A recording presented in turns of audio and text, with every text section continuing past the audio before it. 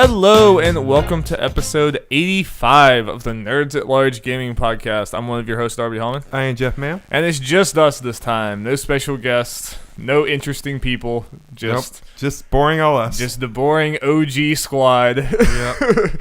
of dumb idiots talking about games. If you haven't listened to our last episode, I think it was a really, really, really good one. Mm-hmm. We had Chad and Holden from Respawn Aim Fire on the show. Talked about all kinds of cool things. It was awesome having those guys on. So please check that out, please, because it was really, really good. Indeed.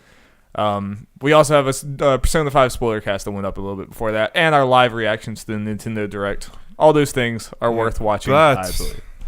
We're going to talk about the indirect in here. We are. Yes, we are. But if you want to see them hot reactions, Jeff. Yes. Then you need to go hot takes. Them hot takes. Yeah, there weren't really that many hot takes. There weren't very many hot takes. It was a pretty good Direct. Yeah. Jeff, how is life treating you? Pretty good.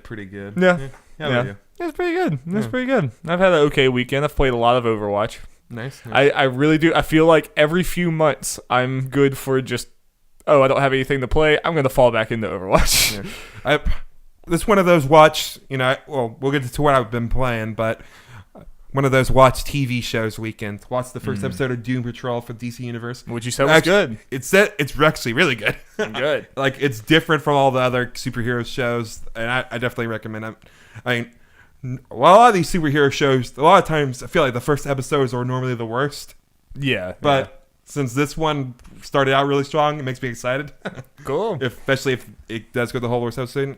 And I'll just say also this, then we can move on. I started watching The Dragon Prince on Netflix last night. I feel like I've heard y'all say that name or something before. It's from the creators of Avatar: The Last Airbender. Which I'm really enjoying it so far. It's kind of slower paced and everything. They just released season 2. Now, I'm going to agree with everyone's complaints about it. It's 3D models, and the frame rate is not good. And that was a design choice. That's weird. Yeah. It doesn't exactly take away, because it definitely has an Avatar like storytelling vibe and everything. I'm really enjoying it. I was done with season 1. Yeah, I so rarely enjoy the weird like 3D models for anime. I just feel like a lot of times it does not go very well. Oh, I agree. It's honestly, and then when I first looked at it, it kind of looks like generic fantasy stuff for the most part, but it's from the Avatar people, and you can kind of tell by watching it. So. You trust them, yeah. Yeah, I'm in. That type of storytelling. It's really good. That's really cool. I watched the Fire documentary finally, and man, that shit is batshit crazy. Everyone should really go watch that. It was crazy. It was like an hour and a half long, but I was so glued to it. Because I don't know. That whole story, I'm sure everyone knows the story of the Fire Festival now, but there were so many things I didn't know, and it's like, man, I hope I never get like conned by someone like that, because this guy seems so normal. You just see it, and everyone's like, yeah, he just seemed very confident. So we're like, oh, he must know what he's doing. And then, oh boy. Yeah. Also, if we're on this whole non-game entertainment train, we got Captain Marvel in a couple weeks. Started. I know. It's like, when 3 is weeks it? or something. 3 like weeks? Nice. So we'll definitely watch that. Who knows how soon after, but we're playing on it. I feel like there's been a lot of I feel like everyone's kind of pessimistic about it now, and then it'll come out and be really good, and everyone. I feel like people are pessimistic about a lot of these superhero movies. I mean, so some are, of course, deserved and everything, and people are right. And then I feel like a lot of the Marvel movies, I feel like people are kind of that way with Black Panther.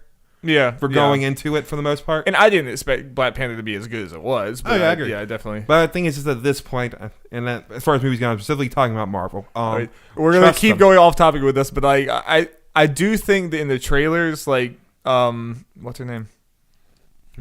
The actress's name, it escapes me, but she has seemed kind of like wooden and deadpan. But I really think that it seems like that's just her character. Like, she's playing, but I think it's gonna make more sense in the actual thing. I think she's gonna be a very kind of like sarcastic. You know? Finally, Dark. Not a news thing. It's kind of related to video games. We got a second Detective Pikachu trailer. 30 did not see. It's only like 30 seconds. Get to see Lickitung. No, in the realistic. Yes, like front. Was there like? Could you see moisture on his tongue? Probably. In the moisture droplets in on the his background, tongue. you see a Growlithe, which is adorable. I think I know what that is. It's a little dog, fire dog. I'm sure I've seen it, but see the top of the hat, a Ludicolo. I want to see Ghastly in that art style. I feel like that would be freaky looking. Now it's gonna be really disappointing if we don't see an Eevee. It's just like a squirrel dog. I know, but it'll look adorable. When you see a Lanoon or whatever that's just like a ferret, it's just a straight up ferret. It's not even a Pokemon. Really. Yeah. Yeah. All right. Well, that was your non-video game talk for this week. Jeff, let's get into some video games. You've played some video games. I did play some video games. Some hot new video games. Some hot new video games. Are they hot because they're hot trash? Or are they hot fire, Jeff? Or is the answer lie somewhere in between? I don't know. I'll let you go. Where are we starting, Jeff? Let me get this update. I believe we are starting with the anime.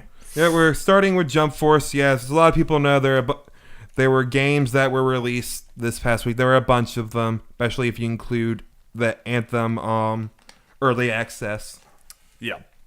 But I have got what most people, at least according to reviews, the worst two of the bunch. And Jump Force and Crackdown, and my list of talking points apparently didn't update, so that's fun. No. Yeah, so gonna be winging this more than I figured, I guess. So yeah, played Jump Force. I got the Ultimate Edition. And so people were not like, oh no, he paid $100 for that. No, I got it for like normal price, like the whole $60 thing. Oh, okay, good, it updated. Hey, nice. Got it for the $100 thing for like $60, so don't have to worry about that. Yeah, for discounts. I thought the same thing when he said like, oh, the Ultimate Edition, it was like $100-something. I was like, yeah. So don't worry, that didn't happen. I wasn't gonna pay that. Right. But so yeah. We'll start this. It's a crossover game, so let's talk about that roster real quick. We've talked about it throughout, but I haven't given my impressions of the final roster. Yeah, now that we know this is it for now. Yeah, we got DLC coming. Yeah. So we got 40 characters from about 15 different manga and anime franchises. Overall, I like the roster. I think in some ways it's almost I think it's pretty much the same number as J-Stars, which some people definitely see that as a down. Like same number as far as characters and like properties. No, characters, not properties. Just characters. Okay. They're like about half the amount of properties. Okay. Which is definitely a negative to a lot of people, and even including me, especially with some of the properties that have been left out, because they went all in on Naruto, Dragon Ball, and One Piece. Yeah, this one seemed a lot more targeted towards like the broad audience. A lot more towards the West. Even though some people are arguing maybe not so. Blah blah blah. No, this is more targeted towards the roster. Is a little more targeted. Definitely more than J-Stars, but yeah, because well, that game was originally Japan. But yeah, so we got. So about half the roster is just from Naruto, Dragon Ball, and One Piece. Right. Those three properties. And then you have about 20 characters that are from another dozen properties. So you get the idea of how that is. So about a lot of other things only get one or two characters, and that, except for like Hunter x Hunter and Bleach. Yeah, which is kind of a bummer because those three properties have so many other games. And even then, some of the roster choices for them are weird. Like you get Boa Hancock from One Piece, which feels like, oh, we got to fill up the female quota because it's one of the female characters. So put her in. 3 She's out of popular. 40. Yeah. And like Kaguya from Naruto, who is the final big bad, but no one really likes her. So there's definitely a case of, hey, we need more female characters. Put her in and not Madara, the character everyone actually likes. So stuff like that, which... It's a bummer. Yeah. But it had a couple very nice additions like Yugi from Yu-Gi-Oh! Yes. And Ryo from City Hunter, which I haven't read City Hunter, at least not that I can remember. I feel like I might have read it, at least some of it, like years ago.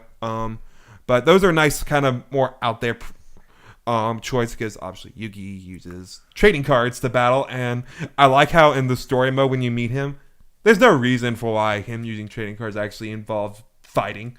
It's just the way it is. He just does. Yeah, there's no explanation for why he can use the trading cards and all that stuff to fight. Does he have a dual disc? Yes. Nice. Yes. Like everyone else actually fights in their regular series. He's the only one that doesn't actually fight at all. Yeah. And they don't explain how he can fight. So I mean, I don't mean that as a negative. So is Yugi actually punching people like with his own fists? Pretty much, Dark Magician usually just comes out and hits the stat. Okay. He doesn't actually hit anyone. Right. Okay. That makes more sense. But yeah. So it's just kind of weird, but I'm like, screw it, man. I prefer that than no Yugi whatsoever. It's our crossover. Whatever. Yeah. And Ryo, I kind of like from City Hunter because he's again like all these characters, for the most part, have superpowers in some way or superhuman strength. He's just what's considered a normal guy. Like in City Hunter, from what I know of, it would take place in this world other than being a lot more anime-ish or whatever, crazy antics. He uses guns and all that kind of stuff. And so by that way, him just using guns and bazookas and stuff makes him stand out. Okay. Yeah. And you got that Dio. Yeah, you got Dio from JoJo and Jotaro, obviously, which some people complained were maybe the wrong JoJo characters and all that, but those were the obvious ones. I'm fine with those. The only, I guess, disappointment is both their stands pretty much do the exact same thing, so I get that. Okay. Well, how about the actual game? So you're pretty okay with the roster. Obviously, it's not nearly as fleshed out as I understand it, but I wish there were more My Hero characters. Yeah, but it's not terrible. But how is the actual game? Like how is the package? We'll get into the fighting first. Okay. The fighting is pretty much what I expected. It's just a 3D arena battle thing. It's pretty simple. There might be a little more depth there than I originally thought. I need to play more to do it. I haven't played that long as I wanted to. But so fighting is whatever. You got the basic 2 attack buttons. One is the normal attack. The other ones are the strong ones, and you can kind of do those to do some basic combos, whatever. Intersect those. You can hold it to do a really strong attack that are usually used to break guards and all that stuff. You hold R2, I think it is, to charge up, and also it brings up a little thing that you can use your super moves. So you hold that up, and then suddenly all your face buttons turn into moves you can use for super moves. So everyone has 3 normal super moves, special moves, and then their 1 ultimate move when they have the right amount of like awakening meter or whatever. Oh yeah. So very simple. That's what I expected. Do they feel balanced? Honestly, it's hard for me to say because I've only really played some of the campaign and haven't played enough with any of the characters to really. And part of that, you probably need to play with other real people. Yeah. So odds are there's gonna be some characters that are completely broken from one way or the other. That's just the way it is. I feel like the one balance some of these games is just so obvious. Like, they don't even try to balance it. No, but no. And again, I went into this knowing this. I got this game knowing this part, so that's it can still be a negative, and people should obviously want more. Especially, I'm probably going to compare this to Fighters more than I should, just because the situation of this being announced and released is kind of the same. Announced in a Microsoft conference, then announced. But I can imagine that you can definitively say Fighters is a way better game. 100%. Oh, and speaking of that, I got my Fighters back. My sister had it, so I'm going to try to play that more on some of the DLC characters. All right, I want to get back into that. Good. So that'll be exciting. So yeah, that's it's about what I expected. As far as the balance goes, for some reason, I haven't tried much. I can tell Deku is maybe among the worst characters. I don't know. Because his special moves don't really have much range on them compared to a lot of people. Like, his projectile super special, from what I can tell, range is a lot shorter, where a lot of people can usually attack like across screen, like with lasers and stuff, or guns or something. While his, and a lot of people have like charge moves, like physical moves, where they charge towards the enemy, and a lot of them goes like, feels like the whole screen. Some of them just the distant ranges. I feel like Deku's is a lot shorter and all that stuff. So I feel like that alone makes him worse. I might be completely wrong. I remember playing some of these like Naruto games with you guys, and obviously I'm just not good at these 3D like arena fighter things anyway. But I remember like some of the characters y'all would choose. It was just like, literally, I could be as far away as possible from you, and you could still hit me. It's like, what am I supposed to do? Yeah. Oh, I agree. What the hell am I supposed to do about this? Yeah. So honestly, that's about what I especially. So what I expected. Combat is no better than you expected, but not worse. I mean, no, it might be better in a way. I feel like there might be a little more depth to it than I originally thought, but. Not much, and it's not, again, nowhere close to a regular fighter. You're not going to see that at EVO 100%. Not that that's surprising to anyone. So let's get into other things, which is where I had more problems than I thought I would. Yeah. Let's talk about the graphics first. Stuff that's not exactly goes with what I say. The graphics was a big concern going in, I think for good reason. I feel like I'm more okay with the RCL than a lot of people. Yeah. And I get what people mean. There's like, it's really weird. Some characters in this like realistic art style look okay. I'm not gonna say any of them look great. Maybe Jotaro looks the best from JoJo. For some reason, he just looks better.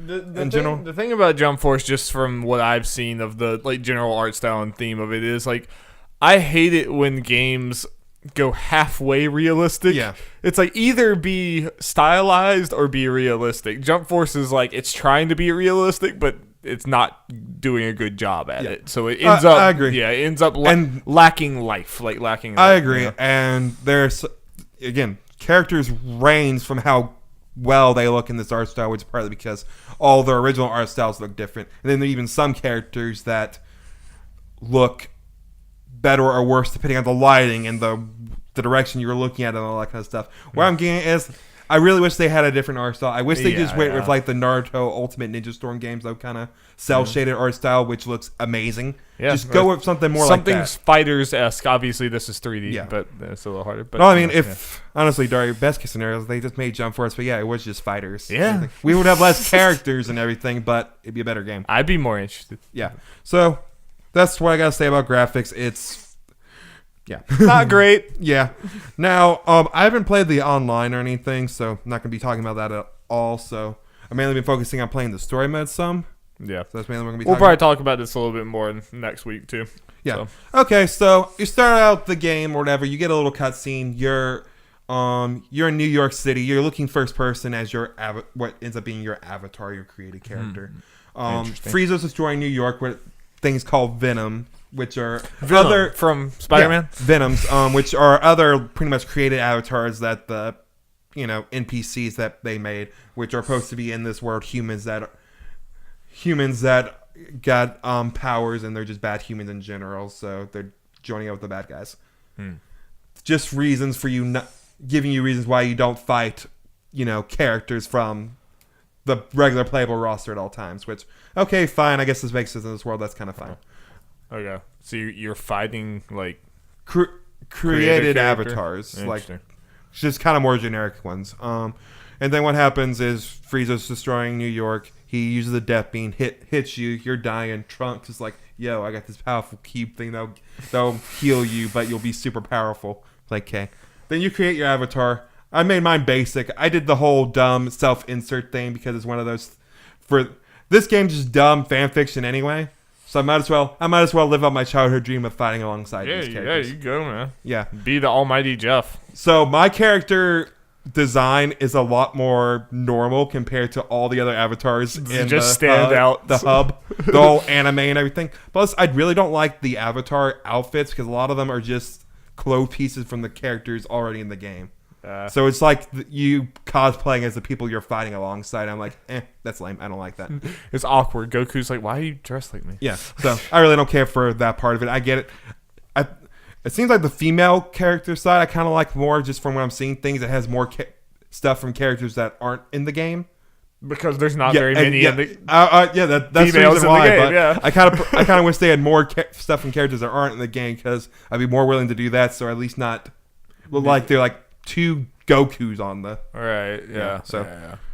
so that happens, blah blah blah. You go for the story is what so far it's whatever. A lot of the missions, unfortunately, so far I think will pick up, have been recruiting the heroes onto the Jump Force.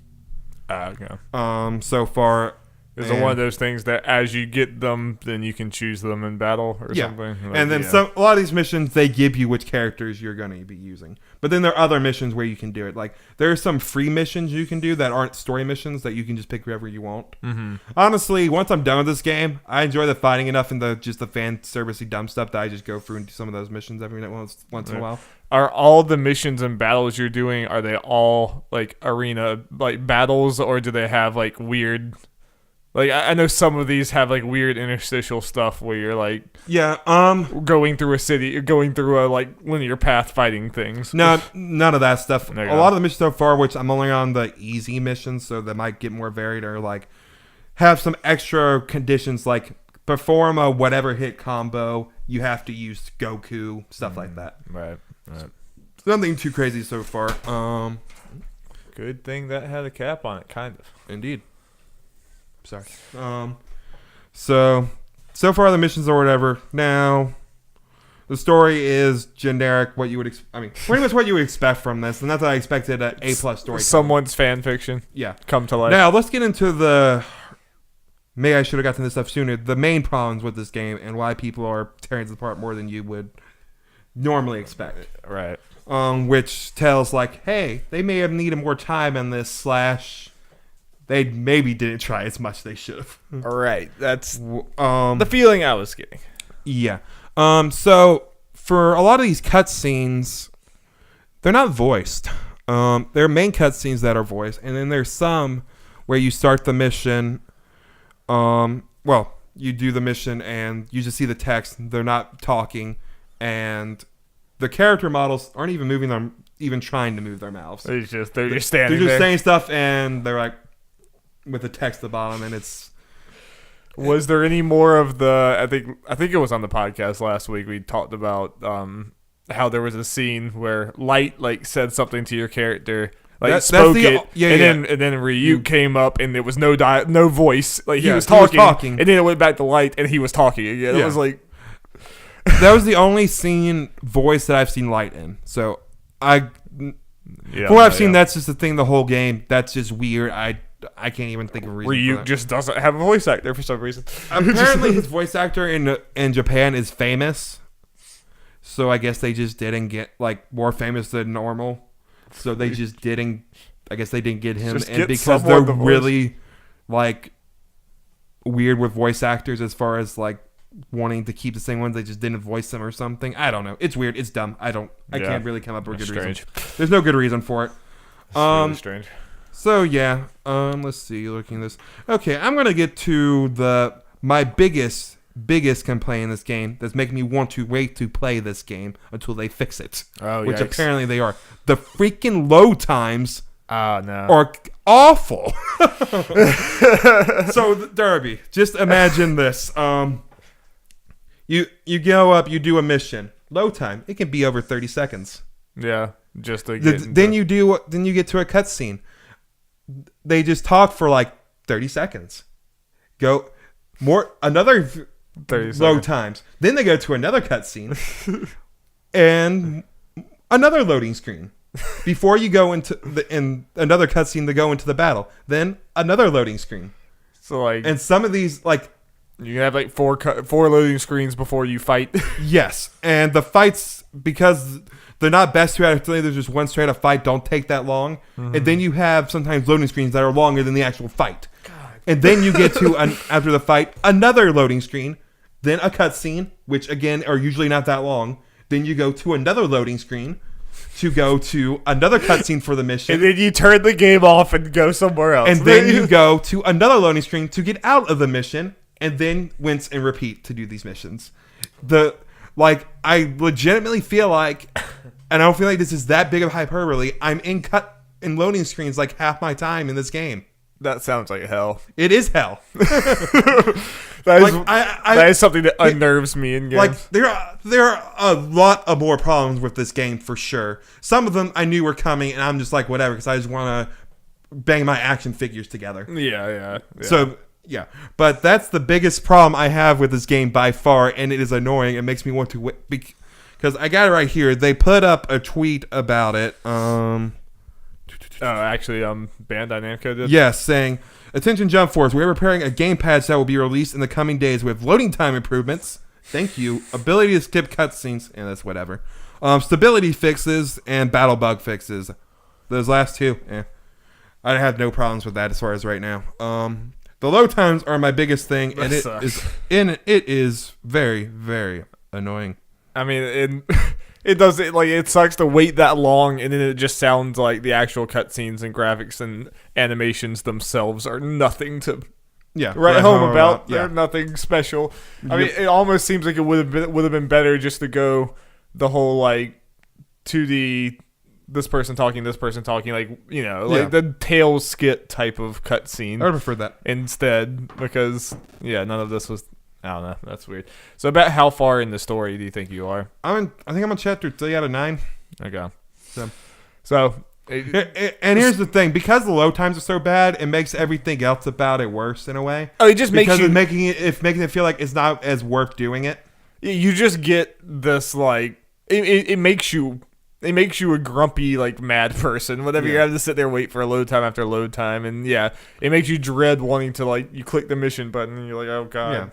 And it's the weird thing is I don't think I'm being that hyperbolic about how long these load times are. They can range, which some of them can be pretty quickly, but when I mean quick, I mean 10 seconds. Yeah, and I've seen people talk about that with the Anthem too, and they're like, it makes me not want to play the game when the load time is like literally 2 minutes long. So I might probably going to wait to hear about those before I really jump back into the game, because I am enjoying it. Do you think it'll be, what you were expecting as far as, like, getting Alex in there and maybe me and Olivia in there and just dumb, like you said, smashing the action figures together, and then we'll probably put this game away and not think about it for months and months and months. Yeah. I imagine that's the way it's going to go. I mean, again, the fighting style is what I expected, and to some people that's a disappointment, and I get that. I just went in with the right expectations for it. I wish it was better. Don't get me wrong. So if someone is like an anime fan, a fan of a lot of these properties, but they did not pick it up immediately, and they're like, I want to play this, but I could wait. Would you recommend waiting for a sale? Absolutely. It's hard unless you are a really, really big manga anime or big fan of a lot of these properties. I wait. Yeah. And even then, maybe wait. And you probably expected it to be that way even beforehand. Yeah. You were obviously buying it because, No, I think my expectations were generally in check, but how can I know about these load times, for instance? They didn't put in an E3 trailer. It's really funny. I don't know. Let's move on, Darby. Let's move on to something else. I imagine it's going to be more bad news. And not that Jump Force was complete bad news, but yeah. And the reviews for Jump Force on GERD is in the 50s on Metacritic. I can't really argue that. I'm honestly surprised it's that high. Yeah. So this is one thing everyone needs to understand. You can say a game is like objectively there are a lot of problems with it. It's not a very well made game, and I still enjoy it. Those two things can exist together. Mm-hmm. Okay, so let's get into Crackdown 3. Boy. So let me just get this out of the way. I got this game through Game Pass. Correct. Which, if you're interested in trying out Crackdown, just in general, or even after I talk about it, they're having a little thing going on when you get the first 2 months for new subscribers for $2. That's a good deal. $1 a month. Yeah, that's a very good deal, especially since Game Pass in general is just really good. And getting better and better. Oh yeah, go play Ori. So. And I partly say that because I can't imagine Crackdown 3 being worth the $60 price. Yeah, that's what I expect you to say. Yeah, okay, so let me get into it. Just for context, how much have you played? 3 hours? Okay. 2-3 hours, something like that. Honestly, and I feel like I'm decent through the game. I don't think it's that long. Yeah, I was kind of surprised. I mean, here's the thing. And I might be jumping around a lot. The map is actually a decent size, it feels like, to the point where I'm kind of like, what in the world can they fit in this? Let me say this right now. This game is probably like your worst nightmare. Oh, boy. You know all those like Spider-Man side missions and stuff where you're checking off lists and just beating up enemy? Yeah. That's the game. Yeah. Which, I enjoy that stuff more than you. So, let me just say this. I'm enjoying what I played of this game so far. But, in the same breath, I gotta say, it's not that great of a... That's not that great, and they're honestly better games that do this kind of... they're games that do this kind of thing better. Yeah, that's what I think in the Easy Hours review, Brandon said something about, exploring the city's okay, but there are much better cities to explore. You can go out and play much better games right now. Yeah, for an example, which I'm sure you would probably agree with, just... not knowing this stuff as well. If there's a even better Xbox exclusive that kind of does a lot, whether stuff does better. Sunset Overdrive. Yep. It makes me want to go back and play that one. Yep, playing this makes you want. It's so weird because when I look at Crackdown 3, at times, whenever you're standing on a rooftop looking out at the city, it's this looks cool. The kind of very brightly colored city looks cool from a distance, but then as soon as you get down onto the street and start fighting things, it's oh boy, this looks like 2008. Yeah. and I don't know, nothing that I've seen people do in that game looks like it would be very fun. It just looks like a lot of repetitive. I mean, this is part of like you said, I'm a lot more hardcore against this type of game design. Partially why I hate Saints Row 4. Mm-hmm. It just lost it for me because it was just way too many. Go over here, fight these 5 guys. Go over here, bring this thing to this place. You did it. Now do this 9 more times, and I hate that so much. And here's also the thing, at least so far, that makes this game, I feel, below those type of games is, and this is subjective, of course, but like with Saints Row, there was some narrative stuff going on and just the general vibe of it that makes it at least more interesting. Yeah. More interesting stuff going on, and same thing with like Spider-Man, definitely like Sunset and stuff. Oh, as far as the stuff. Absolutely. But the problem is with this story, it's a bunch of nothing. It's, so yeah, you're an agent, you're going through the town, you're liberating from some corporation or something. I don't really know. I listened to it all. I don't even know exactly what it's the point of all this. You're going through there, and there's like a hierarchy, which is honestly not that big of a hierarchy. There's like the person on the top, and then like the 3 right under her. Mm-hmm. And then each one of them only have like two of them only have 2 people below them, and one only has 1. So there are only about 9 people, enemy things that really matter, I guess, in this game. Okay. Is that just progressing through your story? You're taking them all? Yeah, I mean, and you can, from what I can tell, you can do it from any order, because the way this works is you do these mission things that are, for the most part, hey, go here and beat these enemies or something, with little, not really much going on, really that much difference or whatever so far. And you'll gather intel percentage will go up, and once that happens, I guess the boss appears. Yeah. And then once you beat the lower guys, the guys up above, their intel will go up. So you just gotta pretty much beat the underlings, and you'll go up the food chain. And to get the underlings, you need to do these generic kind of mission things where you're pretty much just repeating and doing the same things over and over again. Fun. Yeah. Yeah. Now. Yeah. I mean, so is it a game that you think you will finish? I mean, I'm gonna go play a little more to just see how things goes. It might just be a thing of, because I think I've seen people say like 5 hours. Wow. I might be wrong on that. Wow. I looked up on, I think I saw some people say that on Resetera or that kind of thing. Then I looked at how long to beat, because I figured some people might be that low. There's only a couple that said like 5.5 hours or something. Wow. So it might be a thing of, I just kind of go through it just a little longer, and it's like, I'm close to the end, so screw it.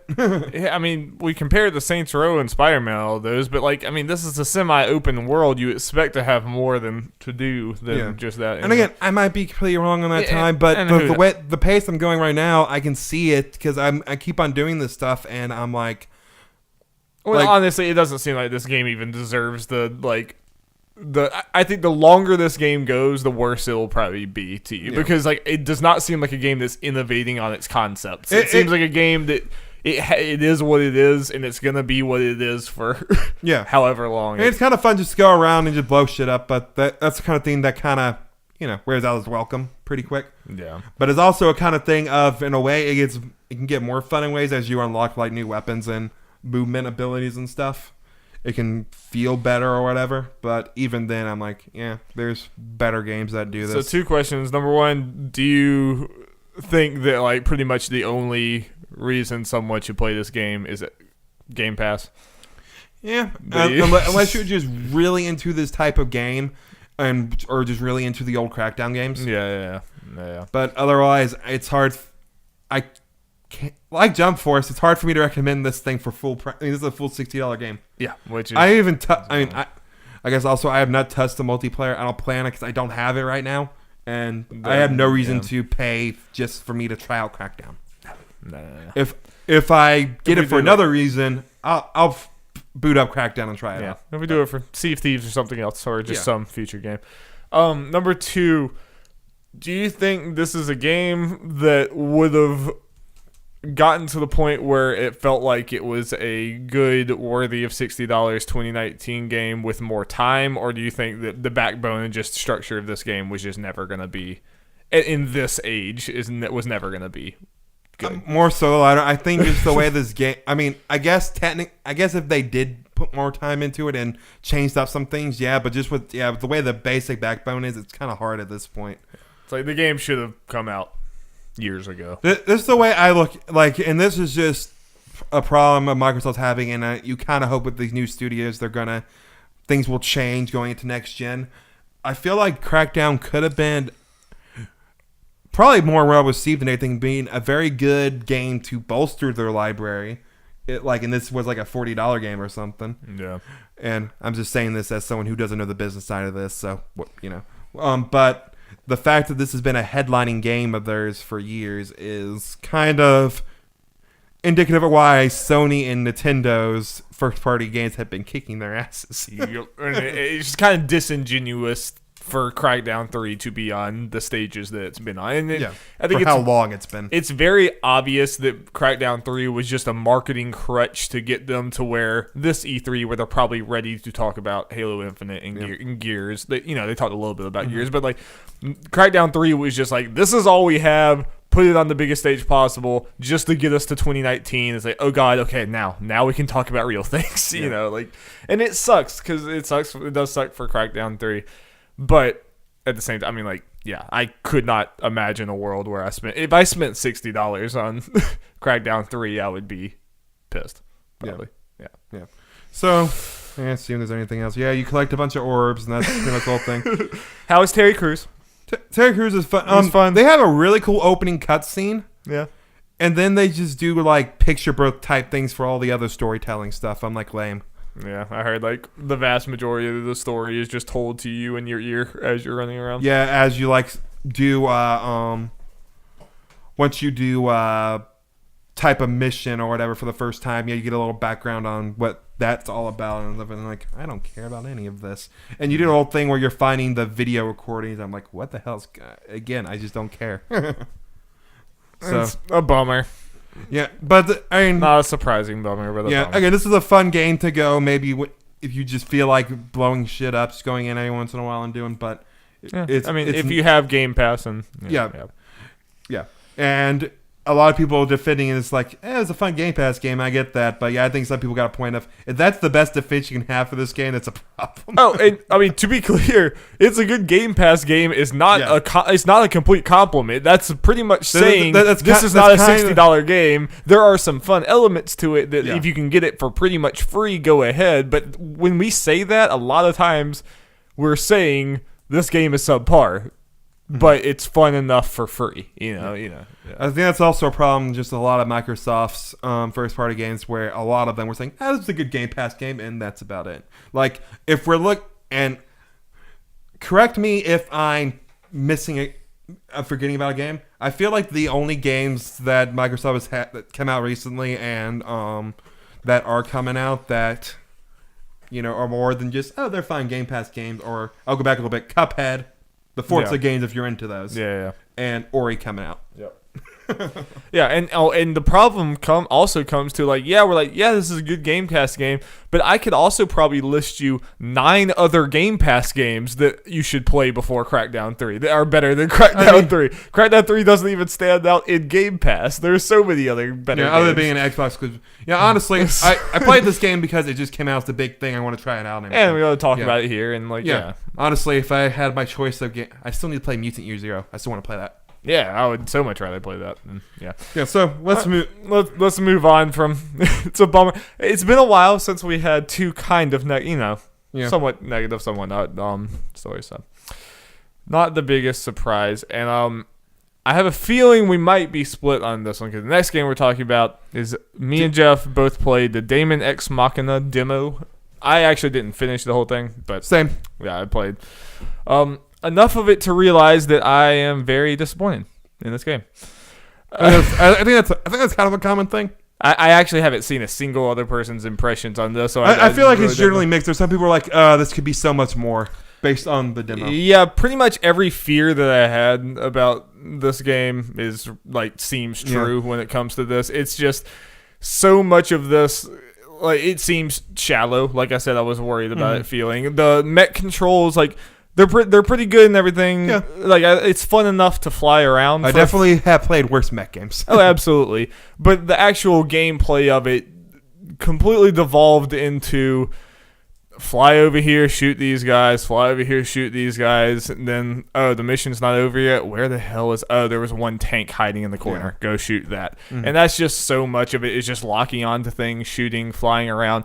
It's fun for approximately 45 minutes. Yeah. And then the remaining, hour I played was just very dull and flying around. I mean, the art style is great. The art style, I love the art style so much, but I really can't see a way that this game is able to innovate on its concepts nearly enough to bring a full experience. I can't imagine that working, in my opinion. And the story and everything else just seems like garbage. I mean, they're throwing it in your face so much with these people talking, and it's all of this just seems like the most generic stuff.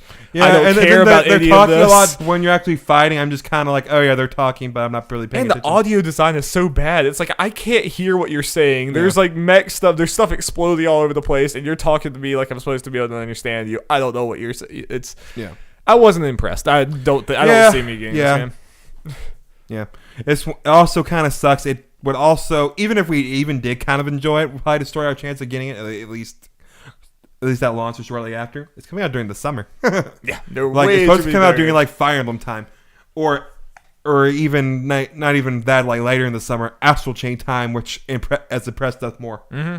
No, I would be way more interested in Astral Chain. And I always thought there was a chance of this with this game. I mean, because here's the thing though, and I don't think this will maybe not change our opinion of it. I can't think of anything you said I really heavily disagree with. They are at least taking feedback, so hopefully, as far as for the game doing better and it being a better game, that turns out well. Even if it doesn't still end up being for us. That's good. It's just like I said, for me, it's more the general concept of it. I don't think this will be salvageable. I think people will enjoy this. Yeah. But I mean, even when this game came out, and I hate to be like this, it kind of screamed one of those games this is not going to perform well. Yeah. At the game, I hate to be like that. No, I mean that's the truth. I know. But also, I will say this though, as far as its performance on the console, I played it in handheld. I played it on TV. Ran fine. Yeah, I think it ran fine. Ran fine on TV on handheld, so that's good at least. Yeah, I mean the game, like I said, the game visually looks really cool. I love the art style. I love the kind of cell shaded type thing. That was all really cool. It's just it seems, aside from the cool visuals, it seems kind of low budget, and I don't know. Yeah. This one should be quick. I played the Yoshi Crafted World demo, which also came out on Direct Day. So this is a very short demo. I guess there is some replayability there, but unless I missed something, it's just I assume what is the first level of Yoshi's Crafted World. Okay. Or first level, not even world, like some of these demos. It's the first Is level. it adorable, Jeff? It is very adorable. It's adorable. It's very jolly. I really like the art style. I just like the whole, crafted design or whatever. I mean, it's they literally, you're not going to make Little Big Planet anymore? Yoink. Yeah, pretty much. Which is fine. No, that's awesome. I really like the art style and all that, and just the whole jolly vibe. The only thing that was worried me, and my fears are kind of there, is, it just being too easy and kind of too jolly. And this is fine. This is what the Yoshi games and Kirby pretty much are nowadays, and that seems to be what some people want. Just a jolly, carefree experience. Yeah. It's not really a criticism. It's just, it's not a game meant for... Yes, not necessarily meant for us, and that's pretty much what it is. This is a game, especially since they're co-op in there, that's supposed to be meant for, it's perfect for when playing with a significant other or something, or playing with kids, probably. Yeah, if I had a kid, this would be a no-brainer for me. I enjoyed it. Don't get me wrong, it just, there's so many other games, all those things, and stuff more. It's one of those, all Nintendo games are technically for kids, but adults love them almost even more. This is one of the few exceptions where I really do legitimately think this is for kids. Yeah. So a lot of stuff... Or for adults to play with kids, because there's the whole co-op. Yeah. So the way the level, when you went in there, you went through the level, there's a train in there kind of going around, with a little train track or whatever. You're getting eggs, you're throwing them at people, you're eating little Shy Guys. It's brutal, man. Yeah. The train blows up at some point, Kamek and Bowser Jr. come blow up the train, so you can't get further. You have to find the little train piece and put that back together. Yeah. Supposed to look around. Also, of course, because this is a Nintendo 2D platformer and especially all this, you're supposed to be collecting stuff like flowers and a whole bunch of other little collectibles. You do all that stuff. You get to the end. Then you see Poochies run past you. Little baby Poochies. He's here. Yeah. Poochie's here. And the level flips. Castlevania? Yeah. Are you on the ceiling? Yes. So, yeah. So in the beginning, you're going the normal left to right, but then you go back through the level left from right to left. Right. Yeah. Yep. And then I guess it's still left to right, but you're going from the different perspective. Like it's backwards, so you're seeing behind stuff that you couldn't see before. Like they're built. Like when you're going through the first time, they're buildings that are behind you, but when you go back, they're in front of you, like closer to the screen or whatever, so you can see behind them all the stuff's going on there. Cool little thing. And you look for the Poochies, which are fun. And I mean, I wanted it to be the whole thing flips, the Castlevania music starts, and Simon comes out there and like kills Yoshi with his whip, and Dracula's there. And obviously, this is the first level, it's the more basic one. When you look at the new trailer they put out during the direct, which, in my opinion, is maybe the best trailer for the Yoshi showing off. Yeah, it looks really cool. There's more going on with it and everything, so it will be a lot more stuff to do, a lot more variety and all that stuff in the final game. But yeah, cute little thing. I don't expect to get it, but I really hope it does well and everything. Cool. Yeah, I think it looks so damn cute. I can't take it. Indeed. Alrighty, that was quite a lot of game talk. Yep. Exciting stuff. I'm also playing Yakuza 0. I have not played nearly enough of it to get into it, but trust me, Jacob, I will. So far, I beat up a bunch of drunk hooligans and had a good old time. Yep. It was fun. Yep. All right, Jeffrey, let's get into the news. News jingle. Jingle, jingle, jangle. Okay, so this week we had that there Nintendo Direct. We did have that there Nintendo Direct. And hey, guess what, Jeff? People could go to the Nerds at Large YouTube channel and watch that Direct and see what we thought about it. Yeah. With timestamps. Yeah. So go check that out. Yeah. So what we're doing here, we're going to go over some of the stuff in the Direct again, since not everyone will go back and watch. You say that? Sadly. Yeah. Talk about some here, and also to give more information and context and stuff first, kind of stuff we learned after the Direct, since our discussion was right after the Direct. Right after, yes. We were able to see more stuff. Yes. So we're going to go through some of the highlights of the Direct and talk about some stuff. Let's do it. First game, what started out the Direct and probably was going to be the biggest game out of this Direct, Mario Maker 2. Yeah, what a way to start the Direct. Coming out in June. So this is very exciting. People always figured there was a Mario Maker coming, but as I think we discussed when our post-Direct discussion, at this point it was like, okay, they're probably doing a sequel and not a port, because there was a port, they would have done it already. Right, that's what we expected for sure. That's what we hoped. And hoped, yes. And that is what we were getting. And it looks like they're going to deliver, Darby. It's maybe hard when we were watching it to notice everything. Oh, that's definitely one of those trailers that you have to watch multiple times. Like, I'm still waiting for the Game Explain. Yeah, the like hour and a half long analysis. Yeah. By the way, Darby, we'll get to it later. They got a Fire Emblem one up. Hell yes, I'll watch that. It's 30 minutes long. Hell yes, I'll watch that. Yeah. But no, this had so much in it. Slopes. Yes, the best new addition. No, I like how they're obviously new. They went into that a little. Some would say a little long, but they went to like, hey, this is what you guys wanted. Here you go. It was another thing, kind of like Ridley joins the big league. Like they know your internet comments and everything. Yeah. So naturally, with this trailer, there's a lot of stuff people may not be see the first time through or really even notice watching it multiple times. So I got a little list here with a bunch of stuff people notice. There's also some what's the right word? Promotional art that Nintendo posted, which has even more crazy stuff they didn't show off, which is some big stuff. I didn't know until today, but yeah. Let's go into it. So one thing is that might be a little more obvious. There are a lot more level themes in this game, like the backgrounds and stuff. They just had they only had like a handful. Like daytime, cave, water. They have a lot more stuff like in Bowser's House. They have airship, ghost house, desert, snow, forest, and nighttime.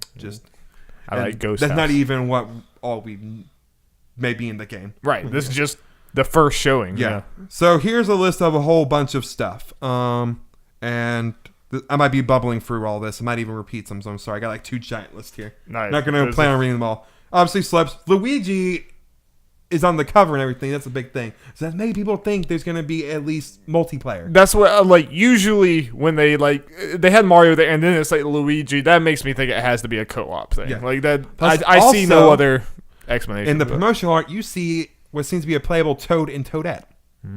So maybe it goes with the 4 players and like the 3D World awesome. And new Super Mario Bros. That would be. There's so many like kind of small things they're adding to this that we'll get to that just make it like completely change things. Yeah. Like that makes Mario Maker even more of a party game if multiple people can jump on. Yeah. Super Mario 3D World theme. Yes. Yes. So that's exciting. You have the cat's costume also with it, which is exciting. And they use some of the 3D stuff, like for example, in the trailer you see Bullet Bill coming up from the background, right? Which is something that didn't happen before. And it like. I'm pretty sure it was part of 3D. I didn't play 3D World, but they had the pipes that go, like, you could actually control where the pipes go. Yeah, I think you might be able to do that other one. Okay. But I guess we'll find out. Cool. Let's see. Sliding down circular selection menus. Yeah, instead of using the touchscreen, you can bring up stuff in there, circular, like, menus you can select. They had to come up with some creative way without having I wonder if there will be any touchscreen functionality. The only thing hopefully that system works good enough to where you don't feel like it, because like it would suck if people feel like they need to take the Switch out, do things, and then put it back in every time. But I don't know. Yeah, we'll see. It might be your thing. You get an option to do it, like if you're in just playing on handheld mode. Yeah. So we'll see. I'm trying to go through this. Half water levels. I guess you can be more creative with the amount of water that's in each level, which would be cool. Let's see. Transparent local pipes or transparent pipes, which is one of those things you kind of like, oh yeah, that wasn't in there. You know, the clear pipes, which is cool. Let's see. Oh, this is the big one. Piranha plants, you might have noticed there were your piranha plants that go in like crazy like paths or whatever. In Mario Maker 1, you can only make it go like in one direction. Straight up. You can actually plan where the piranha plant will go. Make it do a bunch of crazy stuff. That's interesting. Yep, so that's fun. Let's see. Custom scrolling. So, like, you know, the screen scrolls, you can make it do like up and down, all that kind of crazy stuff. Okay, that's cool. A bunch of different new enemies like Ant Troopers, Hop Chop, Sting Bee, Bully, and Skip Squeak. And I know there's some other ones. Everyone's here. Yeah. Tornadoes are in. The Angry Sun. That is awesome. Yeah, I love people it. really wanted so that. Much. So it's great. Let's see. And just remember, every time they add any of these things, they have to have the version of that for every art style. Yeah, which is kind of crazy. I think there was some stuff that was only in some and not the other. Okay. Like, or at least most of them. Yeah. Like, yeah. So let's see. Yeah, co-ops. Some people think they might be like vertical levels. No. Yeah, especially if they do the custom scrolling, that would make sense. Yeah. Which would be dope. Let's see. More trees, 3D walls. Let's see here. Trees, that's what we really want. Yeah. Yeah. Hell yeah. I'm gonna see if there are any more other crazy stuff. Boom booms are in. Hell yes, boom booms in. Sideways flomps. Oh god. Come straight parachutes, at you. bee enemies, slopes. Yeah, obviously in blah blah blah. Oh yeah. Yeah. There are obviously a lot of other stuff. A couple other big things, like I mentioned, they have Toadette in there, which was crazy. There was in the promotional art, which was surprised. Also, something that people don't know exactly what this means. There is a shellless Koopa Troopa in a cart. In a cart. Who knows what in the world that means? In a cart. Some Mario Kart crossover going on in this Mario Maker. That could be really cool. Yeah. What that like means. they adding so much stuff. Like, I mean, it looks like it's going to go be crazy with it. Just like Smash is like the definitive Smash. It's going to be like this is only what we can kind of see from the trailer and everything. There's probably more. And even if there isn't really anything else significant, this is still crazy. Yeah, no, this is kind of like a Smash Bros. Situation. They could stop here and it would be good enough, but you know they're probably not because we have until June for them to say more, show more stuff about it. What's also makes me kind of excited, and if there aren't any more of these, I'm okay with it. Themes, like they added 3D World theme in there. When they first premiered Super Mario Maker, they only showed off the original Super Mario theme and the Super Mario Bros. The new Super Mario Bros. Theme. They didn't have that. So makes me kind of hope. And again, if they don't have it, whatever. Maybe some more things we haven't seen. A Galaxy World. What I really want, gravity. What I would really love I don't expect it, but it would be dope if they had, like, if they really wanted to blow our minds. They put Cappy in there. Well, yeah, I don't even think that they have very basic like 3D level makers. that would be the like the wild like everyone's talking about it move. Yeah, I don't think that would happen. But because it's called Super Mario Maker. Like it is 2D's not in the name, so they can still do that and it be under the title at least. Yeah, it's just that's so much more robust. That's so much harder to make. You know, that's just the dream. Yeah, that's pretty much like a whole nother game if you do it right. But that would be the dream. That'd be the dream. All right, well let's move on. We're obviously so stoked for that. Yep, it jumped up to the close to top, and not the top of my anticipated game. I'm excited to have a Mario Maker because obviously we always just played yours. We didn't have a Wii U, so I played it when you were around. But I'm excited to be able to like sit down on my own because I am someone I'm gonna enjoy making levels the most, even though they're not good. Yeah, like I'm not saying I'm a good level maker. I just like making things, even if I don't use it for anything. I just like making stuff. Like, and I could see me like. At night when I'm going to sleep, it's like I'm just gonna work on this level that I've been working on. Like, yeah, I enjoy playing them more. So I just love it because if they do like the previous Mario Maker, there's gonna be a whole bunch of them that like just Nintendo created levels. Something that I think would be so cool if they made this a mode, it would be cooler. But I guess we could kind of make it ourselves. Is like an ultimate chicken horse thing. Mm-hmm. Where they like let everyone choose, like you could add some obstacle in there. That would be pretty cool. All right, let's move on. Okay. So the second biggest, or maybe not the second biggest, probably the second biggest announcement. Like it was maybe the biggest surprise, but Mario Maker is going to be bigger. Yes. Legend of Zelda: Link's Awakening remake coming out this year. Yeah, sometime this year. That was the only. I think it's the only game really that didn't have like. It was only the year, didn't have at least everything else was like latest either dated or a time frame. Right, like latest like end of summer pretty much. Or I think for Dragon Quest was fall, but yeah. This is huge and it looks like I think pretty much everyone was like, "Oh, come on, don't just show the title. Don't just show the title." Yeah. And then boom, gameplay and that woodwind like music playing and everything. It looks adorable. It looks great. I know some people are kind of like split on the art style, but I love it. I think it looks great.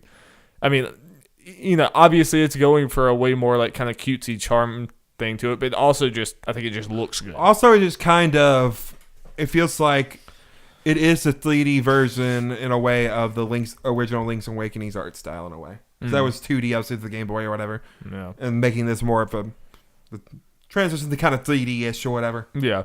And we won't go as deep into it as we went during the Nintendo Direct videos, so you should go watch that. But I am very interested to see what direction they take with this. If they're going to make it, is this going to be a pretty much straight-up port that just looks better, but like all of the kind of obtuseness of the early Zelda games are still there? Or is it going to be almost like... Obviously, these are two different things, but is it going to be more of an RE2 remake type thing where it's like, we're going to modernize this, we're going to change things for the future? It's definitely interesting because we're going to have to wait to find out more, and we definitely will since this is probably going to be later in the year. We'll obviously see it at E3 and stuff, I assume. But people have done a lot of shot-by-shot like comparison screens, so a lot of the same stuff in there. So far, everything looks pretty exact to the old game. But they probably got to change some of it because it was a Game Boy game, it did the whole screen-to-screen thing where like you're on one screen, you move over, then it shifts to another screen. Yeah. And not all of them necessarily connected perfectly. Since this is a newer game, there's none of that. You just keep on moving, the screen moves with you the whole time, like a normal game. Right. Nowadays. Also, something that's really going to be really different is the fact, because it was the original Game Boy, there were only 2 buttons in the movement thing. So you had to equip a bunch of items like... I think there was sometimes you had to unequip the sword to put an item there to use. Yeah, you could, And obviously, based on what we've seen, the sword and shield are always equipped. No, I mean, so that kind of stuff is... I would legitimately be upset if that kind of quality of life stuff was not improved. I agree. I'm getting at... I imagine then they at least got to change it up somewhat to make it more modernized. Yeah.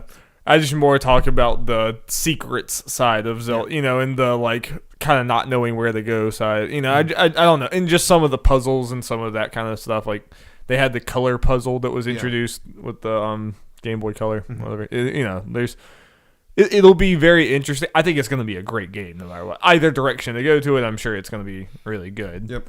I'm getting it. Yeah, Jeff's definitely getting it. This will probably be something that I just play Jeff's copy unless the bug just really, bites me. But I mean, honest, it's a Game Boy game, so it's not going to be that long unless they really extend it. So it probably won't take me that long to beat it. Yeah. Yeah. So exciting stuff, and people were very stoked for it. 1993. It's wild. Before I was born. It's probably before I was born since I was the end of 93. Yeah, you were December of 1993, so yeah. Probably older than both of us. Yep, so Darby, we started with 2 games I'm 100% getting, so let's get to our third game I'm 100% getting. Let's just keep the train rolling. Yeah. Summer of Nintendo, Jeff. Yeah. Fire Emblem Three Houses, Darby. This was the game when they announced the direct saying, hey, we're talking about this. And boy, did they talk about it. Yeah, they went 5-minute trailer going into it. They got... kind of people seem to be kind of mixed on it, but me and you were all hype. All hype. You will not get mixed here. This is nothing but hype. You could later on, but not now. Not now. From what I've seen so far, I am so stoked. No, I think that they obviously this trailer focused heavily on the story and then the lore and everything, and the non-combat, the kind of more social part of it. I get people wanted to see the combat, but at the same time, I feel like based on what we know, I mean, it's Fire Emblem Combat, so they don't really need to go that much into it, at least right now. And I think part of it is the stuff they did show us was good context for us to know before they get into the combat and showing us what's different. Yeah, because everyone is kind of obviously comparing this to Persona, and I think like Persona, these things, it seems like these social links and I'm already calling them social links, are pretty directly correlated to combat, and it seems like a lot deeper than the normal Fire Emblem. I'm going to pair these characters. I'm going to pair these characters. There's a lot more to that. I want to say something about the whole pairing characters. We don't have proof that it's there, and some people pointed out when your avatar or whatever was Byleth or whatever was talking to one of the students that there was a little heart that came up when you talked to him. That's just a generic Fire Emblem relationship thing. And when I say relationship, I mean between characters, no matter gender and all that. And that's from old games. It doesn't necessarily mean there's the whole dating mechanic yet. Yeah. So I know people are kind of worried about that. I get it, but there's no actual proof that we've seen so far that's actually in the game. Yeah, and I'm fine either way. But obviously, I mean, they said something about the you still have the thing that I do like this in especially the later Fire Emblem games that. When you have these two units, if they fight together, they get better and everything. So it was especially in Awakening, it was kind of like I would pair this tank and this sword guy, and they were they went out and they were the I think people are worried about the whole marrying and children. Yeah, I don't think it though, and also some reason people are worried about it is because now that your character is a teacher, there's it could. I feel like the characters are the same age. I don't know. That's why they look. Yeah, it could veer into weird. Yeah, weird anime trope stuff. So, that is definitely still on the table for sure. Here's the interesting thing I'm reading about it. The whole obviously the big conversation people worry about is the whole school aspect. I've seen kind of 2 parties mainly. People that have lost a lot of the anime and stuff or are really into that stuff and are worried about it because they watch so much anime think, oh, this is the anime school trope, even though as someone who's watched a lot of that crap.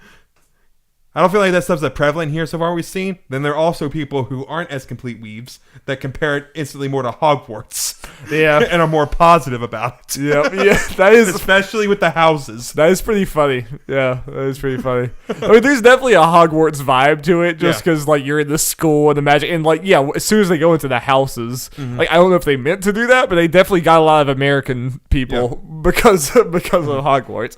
And they got me because of the Persona aspect of it. I just think that whole social aspect of it seems a lot more compelling to me. Just from first glance at it, and how it seems like you could, and it makes sense a little bit lore wise that it's I want you to study this. I want you to study this, and it kind of makes sense because you're the one that's teaching them. It makes more sense than it has in other Fire Emblem games at least. And we didn't see that much of combat, but I honestly think that's because this social side of it is the side that's the most different. I think the combat is definitely going to be different, but I think it's just going to be kind of a beefed up, enhanced version of what we already got, while the stuff they showed here was different. Plus, I'm almost positive we're gonna get just a Fire Emblem Direct where they just talk about this game. Yeah, because the other part of it is it's not coming until July. It got delayed a little bit, so we have time. There's gonna be more Fire Emblem showings for sure. 100%. So that's why I'm not worried about having them all that stuff now. Yeah, what they're showing me is why I should be, showing me the differences and why I should be excited about those differences. And I like that, and as I've gone back and watched the trailer many times since we recorded that, I like that, they pretty much straight up say, like, yeah, you choose one of these factions. And I hope they, like, carry over elements of the Fates games, where obviously those were two completely different games. I don't think it's going to be that far. But I hope there is something like if I choose one faction, you choose another, we come and talk about it, and it's completely different. It's like, because I really like that when you got the, I got Conquest and I forgot Birthright. You got Birthright. And we would come and talk about it, and you would talk about some character, and I'd be like, oh, yeah, I was fighting that character. And they were hard to fight. They were, like, that was cool to me. Yeah. It was such a different Also, what I really like about it, if that's the case to go, based on what it looks like, though, it's not going to be, like, close to the beginning of the game like it is in Conquest and Birthright and everything. I like it that if that is the case and we have to choose and fight the other faction and anything, we don't have to buy multiple games. It's in one game. Yes. And also what I kind of like about it, if it's done well, and it actually, feels like there are differences, that adds replay value. I feel like we made some bet or made some prediction about whether Fire Emblem would be 2 games, didn't we? At some point, we might have. I feel like we might have. I don't know. But I think we should move on. I could talk about Fire Emblem all day if you'd let me. But yeah. We are excited. This is one of the rare podcasts. Well, I won't speak for Jeff, but for me, this is definitively the thing I'm most excited about for Nintendo going forward, and this is the thing that I've watched so many times after the Direct. It's like I am so excited for this. They're just kind of different, and it probably because it's new. It's kind of like between this and Mario Maker for me. Yeah, and it's just those two general for the year now. I have a very soft spot for Fire Emblem. Yeah. Okay, moving on. Astral Chain, which was the big announcement that one of the big announcements everyone's been talking about, besides those 3 we already talked about, of course. Platinum, baby. Yeah, coming up August 30th. And I've been pleasantly surprised about the reception for this. People seem to be in line with us from what I've seen. Yeah, it's one of those that right when the trailer starts, it's like, I don't know about this, but then the further it went, it's like, okay. And I have something for Nintendo PR for people who may not be as familiar with this to get some context for this game, and maybe even give more context to us about what this game's about. Okay. Astral Chain, a brand new action game from Platinum Games, is coming exclusively to the Nintendo Switch system. As part of a police special task force, it's up to you to fight against mysterious alien-like creatures who have invaded the world. In the Ark, a multicultural city in the near future, disaster strikes when gates to another dimension suddenly appear. Dangerous creatures begin to emerge, attacking the people and polluting the land. Normal police forces are unable to compete with them. To stand up against these threats, a brand new special police unit known as Neuron is formed. Choose between 2 playable characters, 1 male, 1 female, on your adventure. The character you don't choose also appears as your younger twin and a fellow member of Neuron. In order to resist the creatures, humanity developed a special weapon, the Legion. The Legion acts as your partner, and it helps with your investigations. However, it's in battle where the Legion shows its real ability. So the other character instantly becomes younger? I guess. Work together with the Legion and use all sorts of combat styles to fight your enemies. You could both attack the same enemy simultaneously, target different opponents, or send your Legion on the offensive while you support it with items. Use the synergistic action system to battle and explore together. Making his directional debut and known for his work as the game designer on Nier Automata, Takahisa Tora is responsible for the concept and planning of Astral Chain. Hideki Kamiya, creator of the Bayonetta series, is in charge of supervision. The character design is by manga artist Masakazu Katsura, creator of Zetman and Video Girl I definitely feel like you see Nier and Bayonetta vibes in this 100%. When watching it, a lot of people before they got to were like, Platinum? Yeah. I had the vibe too. It was like, Platinum? They have a vibe, yeah. Part of me was also like, and I'm glad I was alone because EA Allies, specifically Damiani, was like this, like, Monolith Soft? Yeah. I got a little that vibe. He was pretty convinced that it was... Then also it's like, man, it's like a Monolith Soft mixed Platinum games thing. I'm in. Well, it came up Platinum and then they scooted over Cross Monolith Soft. I'd be like, okay. Yeah.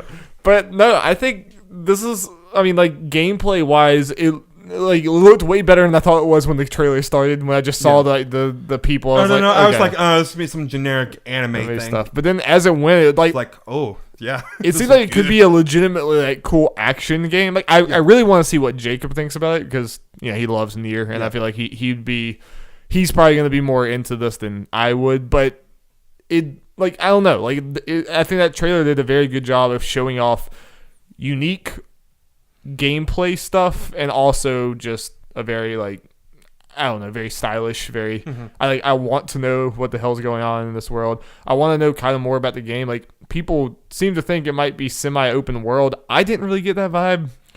People just because it's a slightly open environment doesn't mean I didn't get that vibe from this. But I feel like they might have hinted at it with when you were looking just over the city. We'll have to see. Yeah, we'll have to see. But we'll obviously see more of this by E3. Right, E3. Man, it seems like got a lot of stuff at E3. Yeah. Yeah. It's super interesting, though. Yeah. It kind of ruins our whole bet thing because, like, they're not going to have much to actually new to announce. I mean, they might do a lot of the thing they've been doing at E3 and focus on a game and then have a few other. Even if they now got, we won't necessarily get onto it, like a whole bunch, like 10 games or something coming out after E3 they could talk about. Oh, yeah. Yeah. To get new information out of / release dates on. Not much room for actual new announcements, which is fine because they got plenty of stuff. Yeah, they're good. Like if we look at all the stuff they have, their year is pretty much about full already. They also dropped the biggest game of all time, the Battle Royale killer. Move away Fortnite, move away Apex. Tetris 99, Shadow dropped. It is free if you have Nintendo Online. If you did not watch Nintendo Direct and have just not been looking at the internet at all, this is Tetris Battle Royale. Yeah, I played a couple rounds of it. It's really cool. I enjoy Tetris. I never claimed to be a really great player. Man, I'm gonna have to play a lot if I ever want to win. So you can actually target specific other people. With you can target them. You can also do auto saving, target people who are attacking you or target people who are almost dead. Was that a lot to look at while you're also trying to play Tetris? Because it seems like that'd be a lot to deal with. Yeah. I don't know. It's crazy. It's so funny. That trailer is so hilarious to me. But also something cool. This comes from Brian from Nintendo Everything.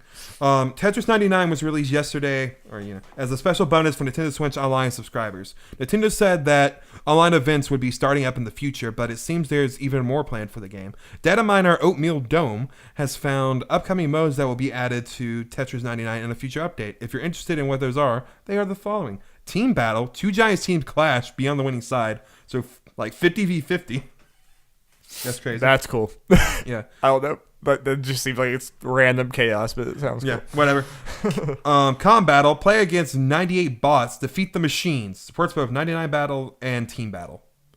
So it could be a good way for me to maybe practice a little on people that aren't as difficult, maybe. Yeah. And also, hopefully, I'm just going to say that's computer battle because it doesn't say. Hopefully, maybe you can do that offline, and that's the main benefit. Like, if you're just going around on the Switch and you don't have an internet connection. On a plane or something else. And Marathon, it's apparently score attack at 22 lines or endless or whatever. It's worth noting that Marathon will support in-game achievements. Also, regarding the future events, Nintendo will be giving out some sort of reward, though it's currently unknown. It's just so interesting to see Tetris making itself relevant in modern times just by doing so many weird things between Puyo Puyo Tetris and Tetris Effect and now this. It's funny because you're able to do this because Tetris is something that everyone knows. Yeah. So you can kind of just go crazy with it, and everyone at a base level knows Tetris. Yep. People have really been loving it. We got a couple other things we can go through these kind of quickly. First, are you able to pause that? Because I'm so sorry I have to go pee. Okay, what else we got, Jeffrey? Okay, we got a couple more things I just have in here. We can go through these kind of quickly. Dragon Quest XI S Echoes of an Elusive Age Definitive Edition coming out this fall. That's a mouthful. They went into that name is ridiculous, and the logo is even worse because it looks like Echoes of Elusive Ages. Yeah. So they went into this hard, probably more than Square Enix ever did in America. Yeah, and we talked about enough about that in the direct. But the biggest news is the orchestral. At least I did see afterwards. I think it's only the battle theme and the overworld theme, which is where you're most of the time. So that's kind of that is a lot still, but yeah. So that is the thing that would make me the most likely to buy this because I really don't like the sound. Part of the reason people have debated about this since this happened. Did this increase or decrease the chance of us getting a Dragon Quest character in Smash? Why would it decrease? I don't know. I saw someone make the argument of since they didn't announce it along with this that it's not happening.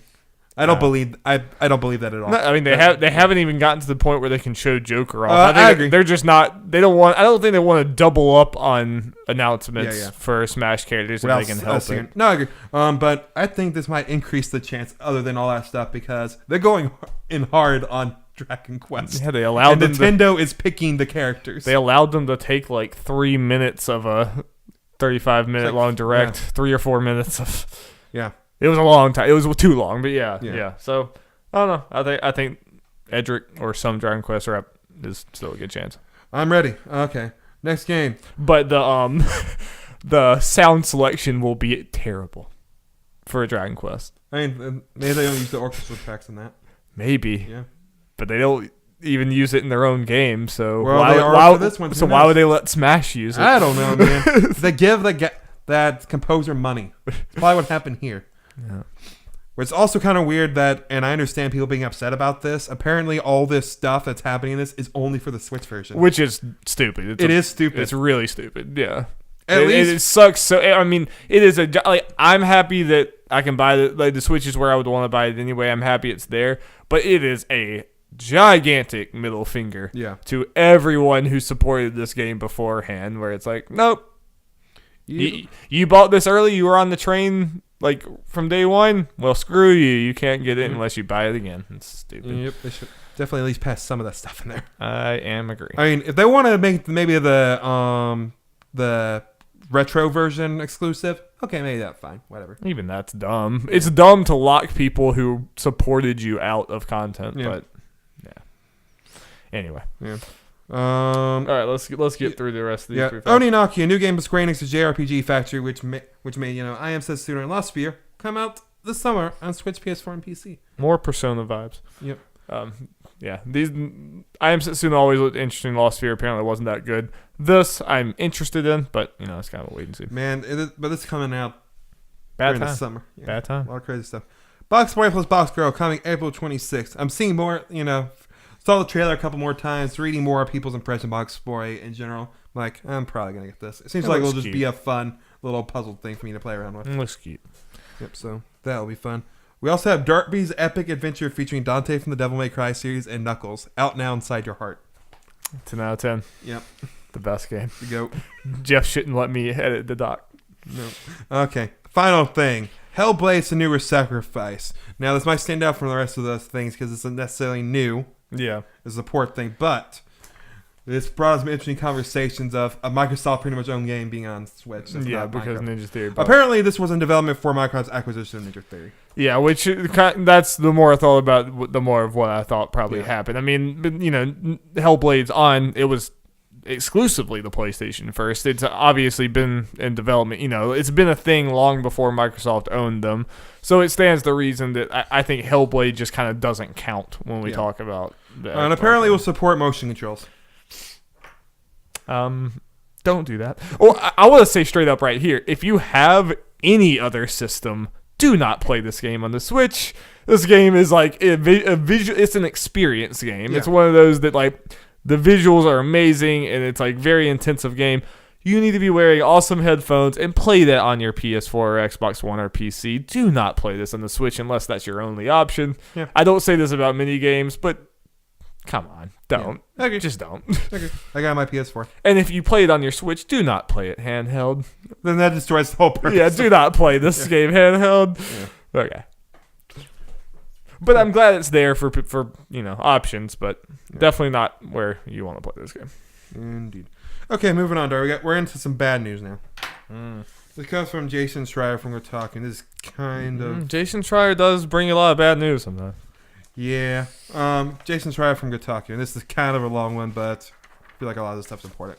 Publisher Activision Blizzard has begun its long-rumored layoff process, informing employees this afternoon that it will be cutting staff, and by this afternoon, Tuesday. Mm-hmm. On an earnings call this afternoon, the company said that it would be eliminating 8% of its staff. In 2018, Activision Blizzard had roughly 9,600 employees, which would mean nearly 800 people are now out of work. This afternoon, the mega publisher began notifying those who are being laid off across its various organizations, which include Activision, Blizzard, and King.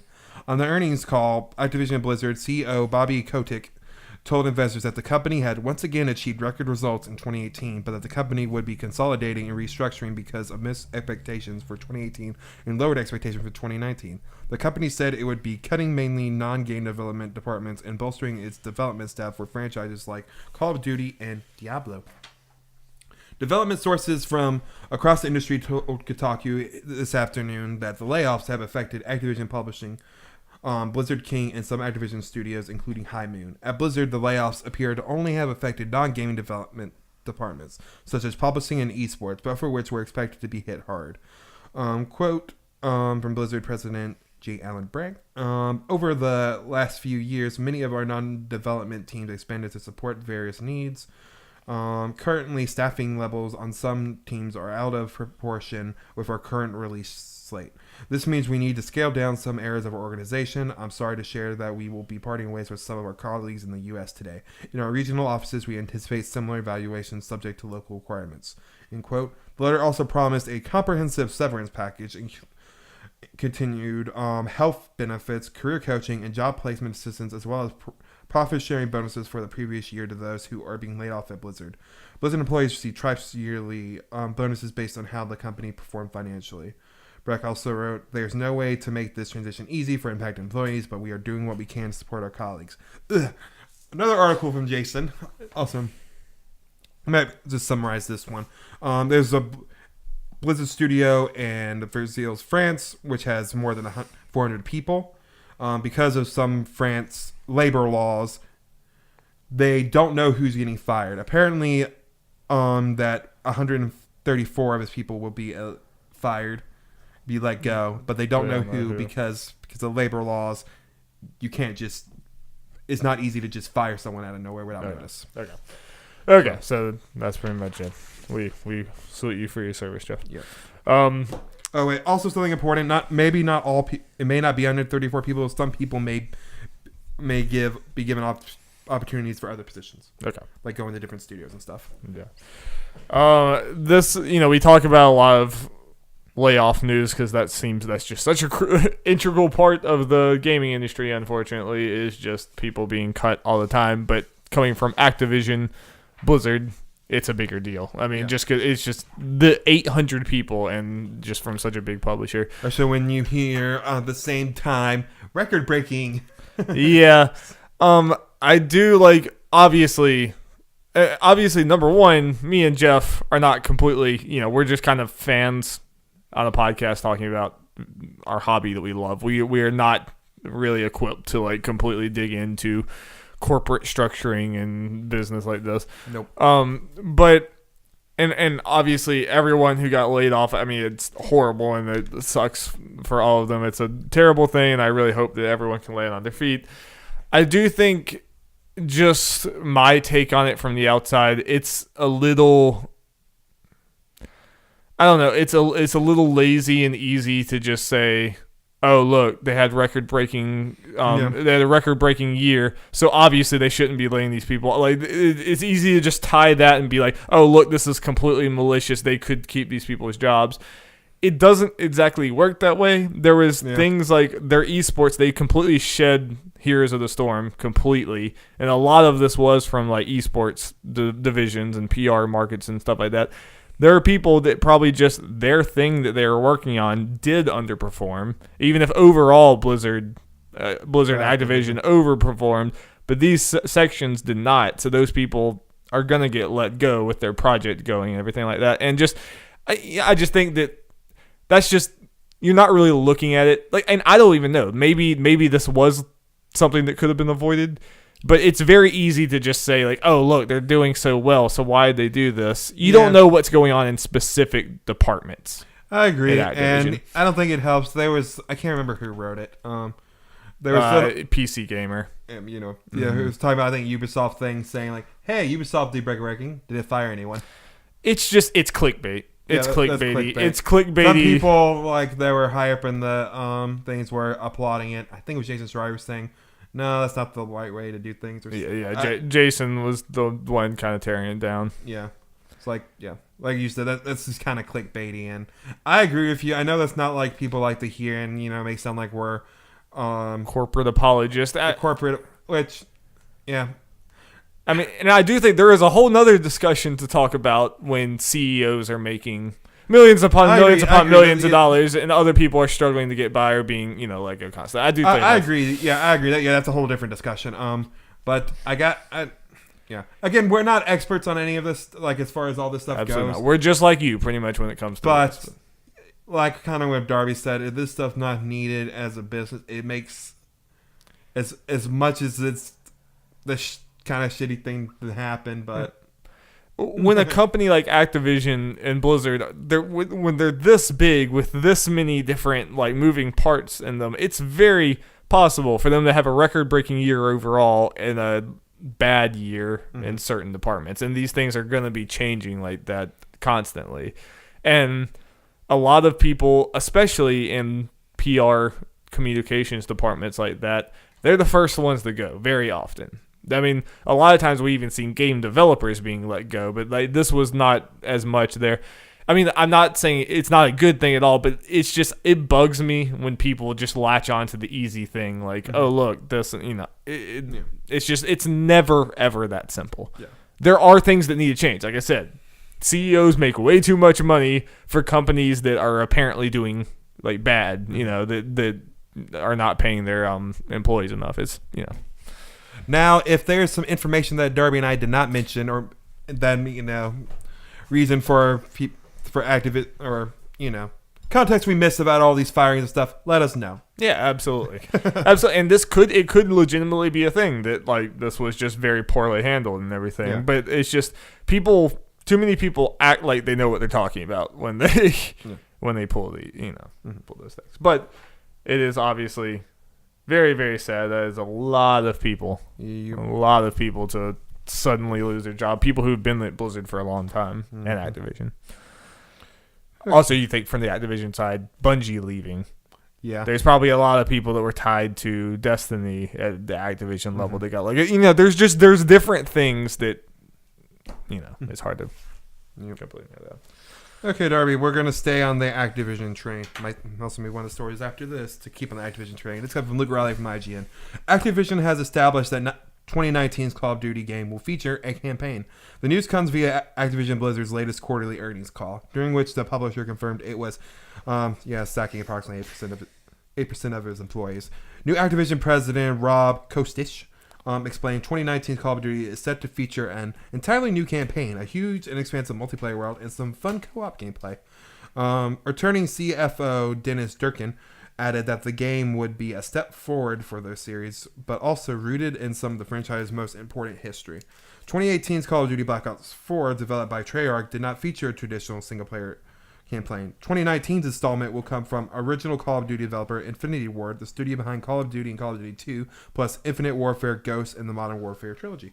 So, yeah, this is something people have been interested to know about. I think they announced it kind of a while ago, or mentioning that they were going to do a campaign, but this is might be confirmation. Wrong. Yeah, this is like just new confirmation. Further confirmation. It's not surprising for multiple reasons. Number one, that these games are being made on top of each other. Like this game was being developed while Black Ops 4 all these are made within 6 months to a year.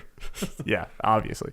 So obviously this campaign was being made before they knew that Blackout was going to be a success or even really happen, because of point 2, Black Ops 4 was supposed to have a campaign. They ended up scrapping the campaign in favor of Black Ops, partially for Blackout. They're just lucky it kind of just worked out the way. Yeah, and that was because of development trouble. It wasn't necessarily because they wanted to shed the campaign. It was mostly for that. So that's not surprising to me. It'll be interesting. They don't directly say that they're not also doing a blackout type thing. Part of me wonders if they even know at this point. They might not. Yeah, there's definitely they might be, especially looking at Apex being like, what do we do with Blackout? Do we make it just its own thing? Do we try to maybe reboot it as making it free to play? I really wouldn't be surprised if Blackout becomes its own thing, or it launches as a free to play thing, maybe alongside this. But I feel like even if you don't get, we've talked about this a lot, but I feel like we can kind of talk about it a little again now that we have context of, hey, Call of Duty will at the very least be the similar package to all the Call of Duties before this last one. It doesn't need Blackout for it to make it a full package now. I think I feel like what the smart thing to probably do, and well, it's Activision. They know what they're doing as far as making money goes. I might be wrong on this. I feel like making Blackout its own thing is probably the smartest thing to do, because I feel like with all the other Battle Royales, if people have to pay yearly to get the fresh version of this version of a Battle Royale, when Fortnite and now Apex are free to play, that's not gonna fly as much. Especially after Apex, with how AAA it feels, Blackout really stands out now. Yeah, and Blackout is the much, much, much harder sell. When you're like, I see like my cousin playing Fortnite all the time and everything like that. If I had to tell him like, go buy the $60 game, he'd be like, no, just keep playing Fortnite. Or if you want a more, or if you talk to his dad, Mike, be like, hey, do you want a little more realistic one? Try Apex. It's still free. Yeah, still free. Yeah. It's just a much easier sell. Like we said, the Battle Royale market has just been so deeply established through free to play that I just don't know if Blackout will work that way. But it's also the type of thing where it's not like Activision needs Blackout to be this ultra successful thing for years and years to be successful. Yeah. Like this next Call of Duty could have nothing to do with the Blackout. Blackout could fizzle out and die, and Activision is going to be fine. Mm-hmm. But I do think there's a market there that their $60 releases is not necessarily going to be there for. I don't know. Maybe they just keep pushing Blackout. They have this be just no more normal Call of Duty with campaign and multiplayer, and then they just want people to continue buying Black Ops 4. But at some point, if you don't take Blackout out as its own thing, it's gonna become weird. Where it's like, oh, there's a new game of Call of Duty every year, but we want you to also go 2 Call of Duties behind and play this one just for the Blackout. You bring a good point as far as the whole buying Black Ops 4 thing, which kind of maybe changed what we've been talking about as far as making Blackout separate.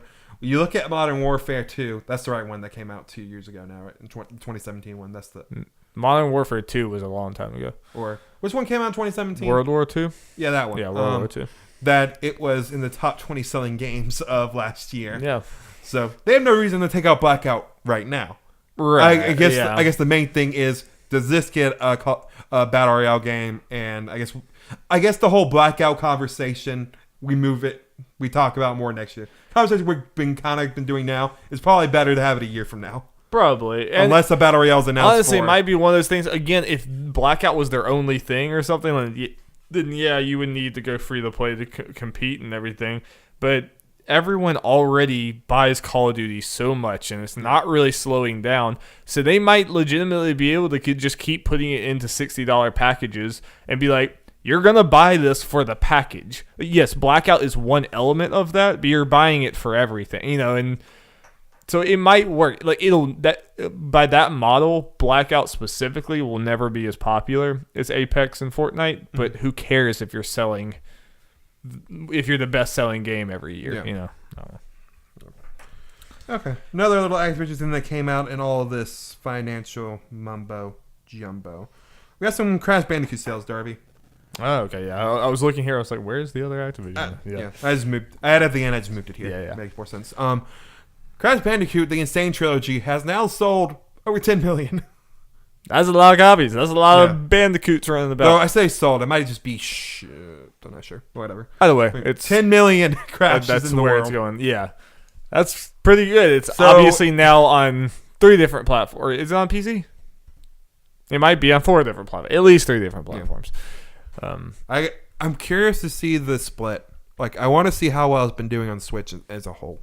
Yeah, because Switch was pretty late in comparison, but it's It's only been out for a little over a year and a half, which is crazy. Total? Yeah. I guess you're right. Yeah. It feels like longer. Yeah. Which is crazy that Crash has been doing this, and it came the Switch and Xbox version came out in June. It's about 8 months. Okay. So, but just a year after the PS4 version. So I'm very interested to see what the split is. I can say with 100% certainty the Switch version is still better than the Xbox version. I'm just curious how it compares to the PS4 version. Yeah. It's funny that, Uncharted 4 feature... Well, you didn't play Uncharted 4, but spoilers, Uncharted 4 features Crash Bandicoot. What? I didn't know that. Did you not know that? Of course I knew Okay, that. Everyone I was about to say... People talked about that before the game even came out. I was about to say, how would you not know that? Okay, but, and now Crash is probably approaching outselling every single Uncharted game individually. Yeah. I think they're all like 10 to 12 million, somewhere around there. Yeah, that sounds right. So, point is, people, we are getting a new Crash game at some point. Yeah, we're getting Crash Team Racing very soon. Which I am planning on getting. What sucks is the Switch version of Crash Team Racing was not up for pre-order on Best Buy when I still had my Gamers Club, and now it is up. Feels bad, man. But I'm still getting on Switch because why wouldn't I?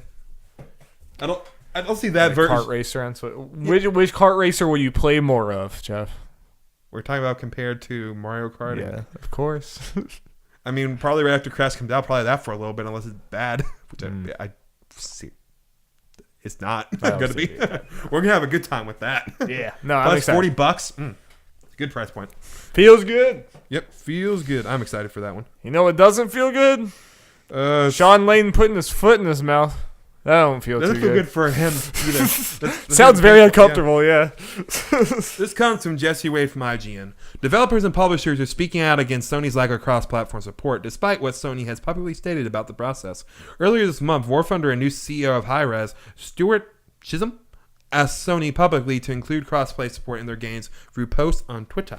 Shortly after, in an interview with Game Informer, Sony Interactive Entertainment Worldwide Studios chairman and former Sony Interactive Entertainment president and CEO Shawn Layden said that Sony was open to crossplay, but that publishers and developers just need to take the necessary steps to get there. Quote, people keep saying, why doesn't Sony allow more people to have it?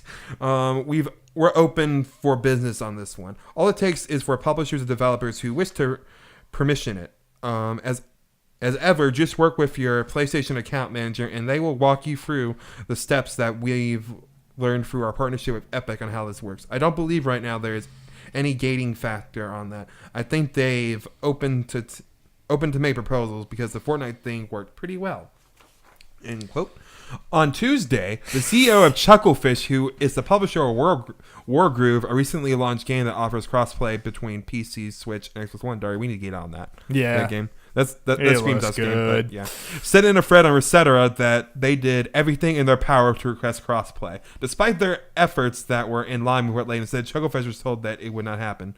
And the CEO of Chucklefish's post reads, we made many requests for crossplay, both through our account manager and directly with higher-ups, all the way up until release month. We were told in no uncertain terms that it was not going to happen. From our side, we can literally toggle a switch and have it working.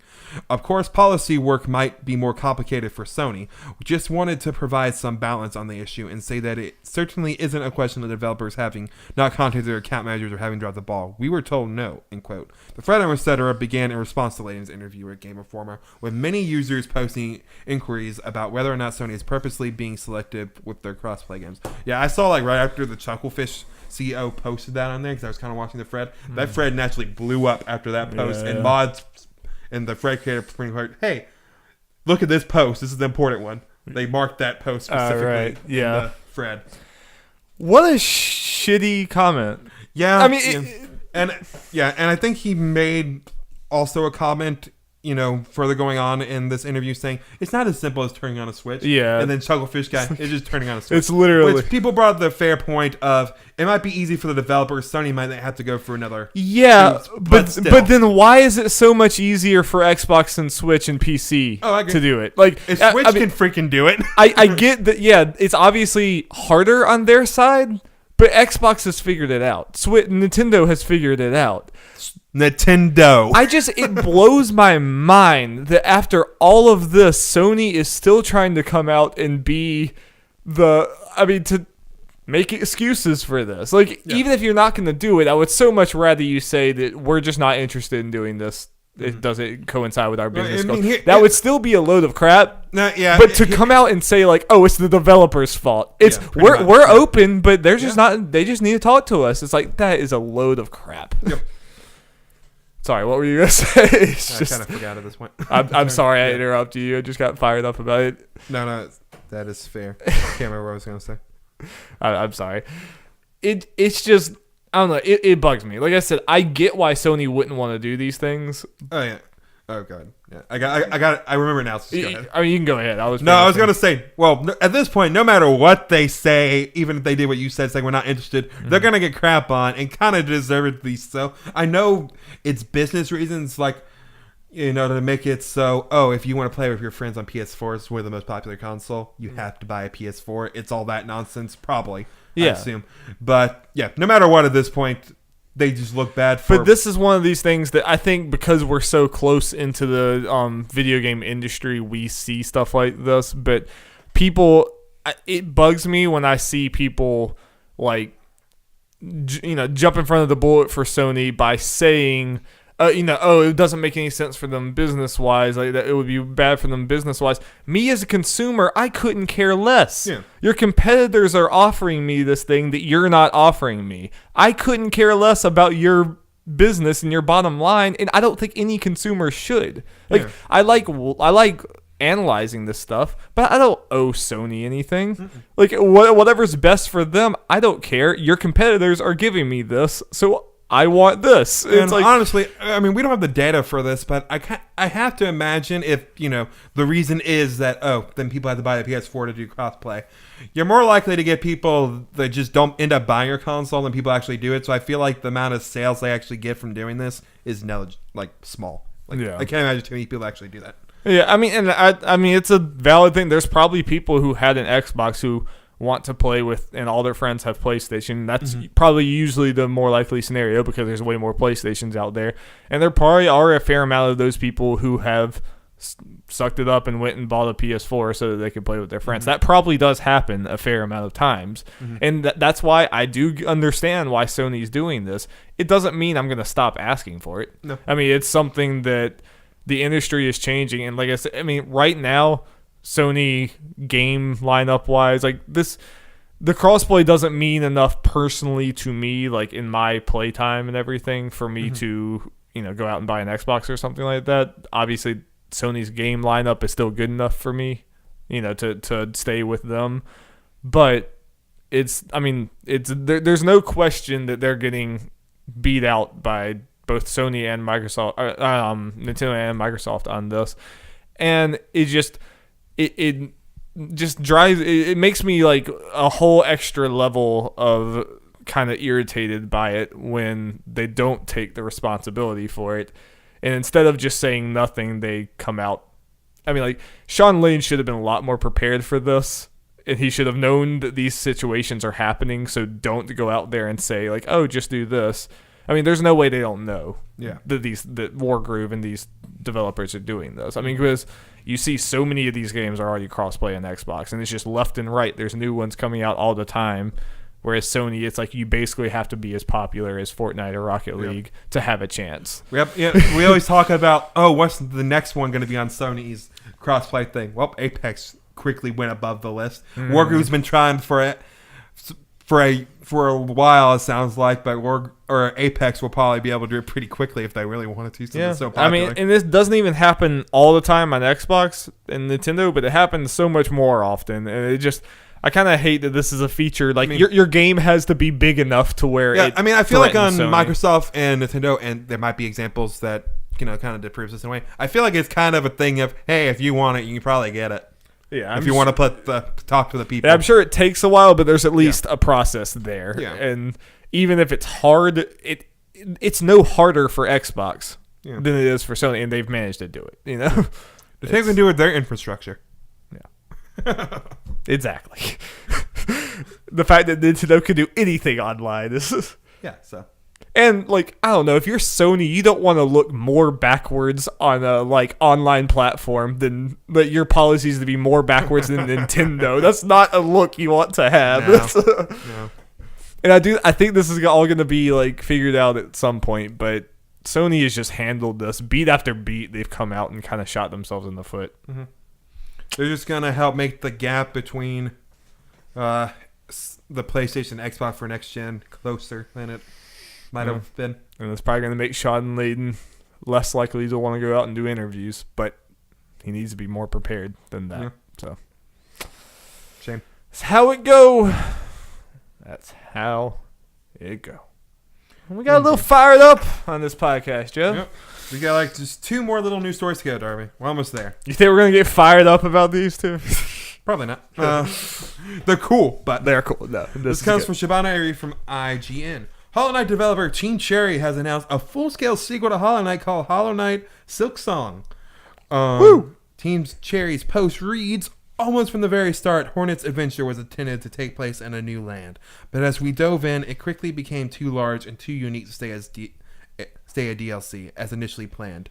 We do know that makes the wait a little longer, but we think the final fresh world you'll get to explore is worth it. And based on what I've read, people think it's worth it. The game will be releasing on Windows, Mac, Linux, and Nintendo Switch at launch. Team Cherry said that more platforms may be added in the future. So immediately I read this, like, they teased this like pretty much on direct day as far as like timing wise with Australia. People were like, should have been that direct. It's like then when I saw it, and I was like, oh, maybe it's not a Switch right away. Switch at launch. Like, okay. Well, I don't know why this wasn't in direct. Yeah. Maybe it was just kind of a sudden thing for them to do. Maybe. So, because it was it's more complicated than just like, oh, we want this, Nintendo. All right. I'm sure Nintendo would have gladly added this. I feel like they shadow dropped, on Nintendo's conference. This is one of the most, and we're about to get why, one of the biggest indies, and it's a sequel out of nowhere. So a couple other little facts. Hollow Knight, according to Team Cherry, has sold 2.8 million copies. That feels good. Yeah, especially that's a lot. Team Cherry's 2 people. They make him bang. Also, a very, very, very cool thing about Silksong. Backers get it for free. Oh wow! Yeah. Because this was gonna be a stretch be a goal. Yeah, it was a stretch goal. So they get a full sequel for free. That's awesome. That's awesome. They're kind of like, this is like a Shovel Knight scenario now, where you're getting way more value than you paid for. I think I saw King's Knight and the multiplayer thing for Shovel Knight supposed to come out in April. I'm just hoping they can finish their Shovel Knight promises at some point and make another game. I'm sure they're so ready for. I'm a little worried that I'm just. I like jumped back into Hollow Knight a little bit over the weekend, and I was just like, I went. I don't know where I'm supposed to go right now, which is very much a part of this game, is trying to figure that out. And I would just go deep into this caverns, trying to find where the hell I'm supposed to go, end up dying, go all the way back to the start, go down somewhere else, get my stuff back, die, go all the way back to the start. And that happened like 4 times, and I'm like, I can't do this right now. I really hope I get in the mood for Hollow Knight at some point, because when I get in the mood for a game like that, it's great, but I can't force a Hollow Knight, so hopefully I get back to it. A great game, well deserved. Yeah, oh yeah, well deserved. So I think we now have an idea, assuming this comes out this year, when we get to Game of the Year time. Well, maybe not necessarily us, because we got Hollow Knight before we get to this. Yeah, let's be realistic. No. We can assume what's gonna probably be up for like game or indie Game of the Year, and a lot of people, if we know, it's general thing. Game of the Year list. Ding Dong XL. Yep, Ding Dong XL. Okay, final news story, Darby, and this is a quick one. It makes me very happy. Indeed. Okay, we got some Mortal Kombat 11 news, Darby. They had another combat cast this week. They're pumping out them characters since we're pretty close. We thought we were getting Katana this week, but nope. Swerve. We got Jade. Oh yeah, Jade. Back. Jade looks awesome. Yeah, she dead. She very dead. She very zombie like. But no, I think this is like, obviously in this game, I think you're basically gonna be able to have normal Jade if you want normal Jade. You're gonna have so many costumes. Like you got what's made people happy, because there's not always a representative black female fighting gang character. Yeah, I didn't want always undead Jade. I mean, Jade is cool. I mean, they've been good with doing that, especially with the time travel thing, because Cabal, for example, is pre or non-burnt to hell Cabal.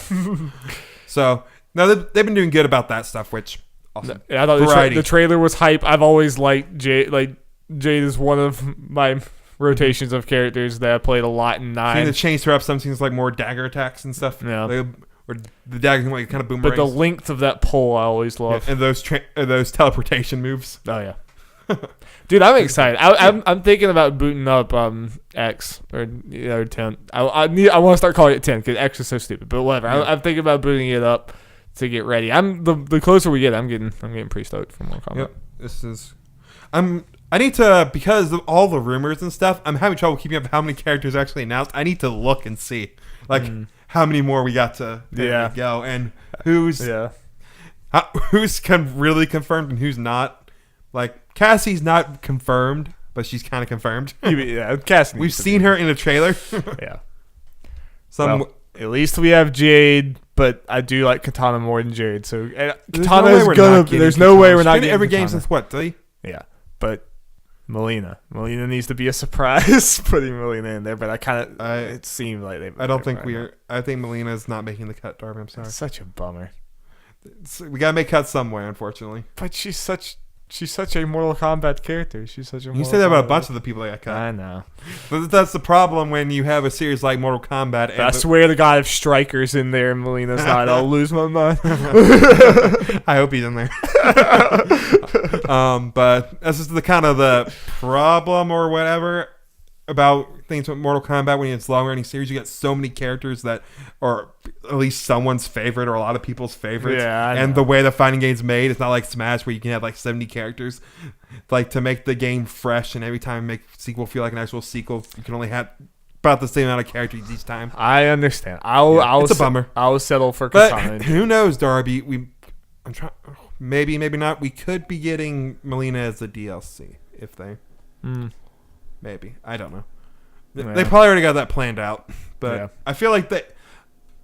Correct me if I'm wrong, but I feel like with 10, which may not be the indicative of what we get for 11 DLC, that they didn't really have any fighters from the last that was cut from 9 into 10.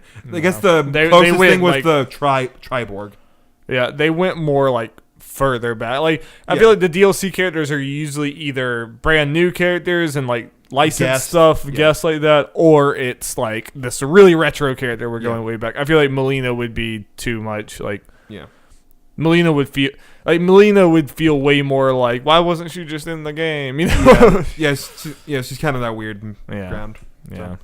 I'm sorry, Darby. I mean, she might still be in the game, but Katana. I mean, like, if losing Melina, at least Katana and Jade would be. Yeah. At least you got Jade. At least we have more than just Katana. You still got two potentially two female ninjas too. Yeah, I just need female ninjas to be good in this game. And I like that NetherRealm continue the trend of making their female designs just better. They're getting less awful. It has naturally on like Rosetta and stuff. People posted the 9 design is like, those were not particularly great and just impractical.